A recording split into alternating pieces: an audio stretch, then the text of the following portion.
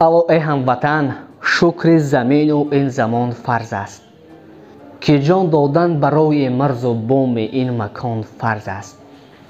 وطن یک تاست، مادر هم ردیف او اگر دانید، به یزدان سجده کردن در وطن هم بیگمان فرض است.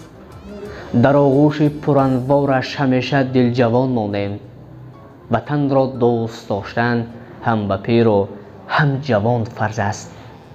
چو رستم چون سیاوش بهترین گرد وطن باشیم، به دشمن حمله آوردن به تیر و با کمان فرض است. وطنداری دلیل بودن و ایمان و وجدان است، صداقت در وطن در نسل خود تا جاودان فرض است. بیا ای هموطن، بیا ای هموطن، تعمیر او با خشت جان سازیم، برایش عاشقانه جان سپردن یک جهان فرض است.